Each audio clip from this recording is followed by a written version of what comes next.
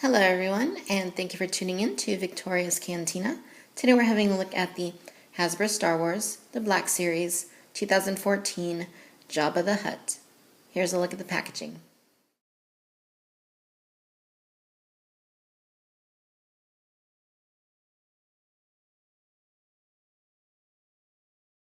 Alright, so on my short list of 6-inch scale Star Wars figures that I wanted to see, gotta admit, Jabba wasn't anywhere near the top.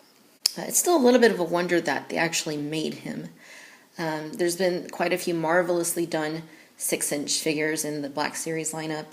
And, Jabba is a really nice figure, but I do have to question why he exists to some degree.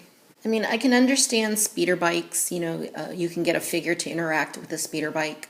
The upcoming Tauntaun, you can get a figure to ride a Tauntaun. And even the Wampa to a lesser degree, since, that can interact with Luke, and you might be able to even cut off his arm, I'm not sure yet. But Jabba the Hutt, there's not a whole lot you can really do with him short of create an all-out Jabba's Palace diorama. But that'd be pretty hard to do because there's not a whole lot of Jabba's Palace specific figures quite yet. And there's certainly no Jabba's Palace diorama type setup or throne that you can place him on. And yeah, sure, there was the Comic-Con exclusive that came with a few little bits and pieces you could use as accessories, but I don't think they're anything more than that. They're just simply accessories, and there's not a whole lot you can do. If they came out with a cardboard diorama like they did back in the Power of the Force 2 line, to kind of do like something with the 6-inch figures and made more Jabba's Palace aliens and such, it'd be a pretty cool thing to do. But, as it stands, there's really not a whole lot to do with this guy other than just kind of keep him sitting on a shelf next to maybe Slave Leia and, Greedo or something. But yes, this version of Jabba seems to be a straight repack of the San Diego Comic-Con exclusive from last year that came with the little accessory pieces. As far as I can tell, it looks to be the exact same Jabba figure, just repacked and issued to the masses.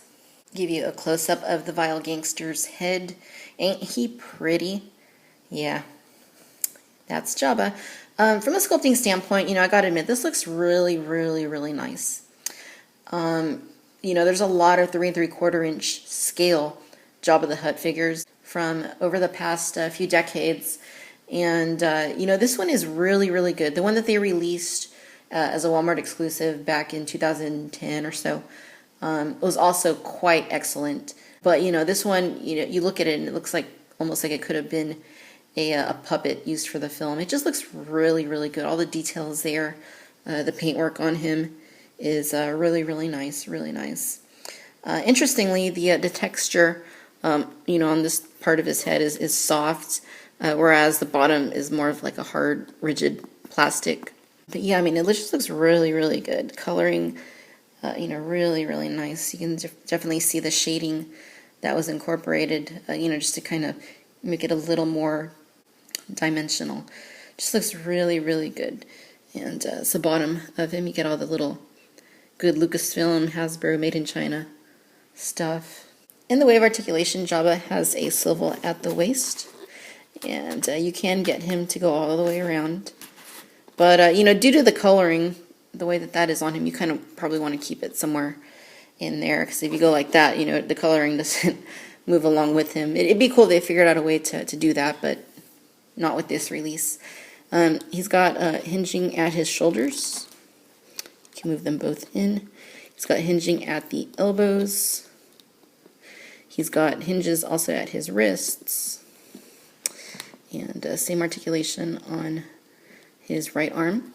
And the cool little feature that they incorporated here is that you can turn his left arm and make him open his mouth. Or if you want to, you can make him talk. I'm not going to do that. But, you have that option. It's cool. And if you turn it, it kind of leaves the mouth open like that a little bit. You can't keep it open all the way, though, because it doesn't really do that. But, cool. And, there's the inside of his mouth. You can see he's got a huge mouth, but a tiny little tongue for whatever reason. Yeah. And just to give you an idea of scale, here is Jabba with Han Solo. Han is just a tad taller than Jabba, but it's pretty close. So I wouldn't say Jabba's a full 6 inches high. He's just shy of 6 inches, but he's definitely a good, 9-10 inches in length.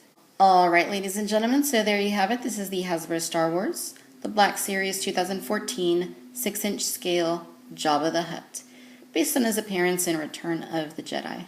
Again, the figure's very nicely done. Sculpting and paintwork on him are very, very nice. This is probably the nicest Jabba the Hutt Hasbro has put forth, and I'm sure it won't be the last. You know, Hasbro likes to crank out Jabba the Hutt figures, every now and then. It's really, really nice articulation on it, certainly more articulation than any previous Jabba the Hutt. And the fact that you can open his mouth is pretty cool. I mean, again, it's kind of weird that he exists because, he's not really like a very basic 6-inch Star Wars action figure. Obviously, they're charging $40 for him, so, he's twice the price of a regular 6-inch figure. I think it's a little bit steep. I think, maybe 30 would be a little bit easier to stomach, especially given the fact that he doesn't come with any accessories or anything.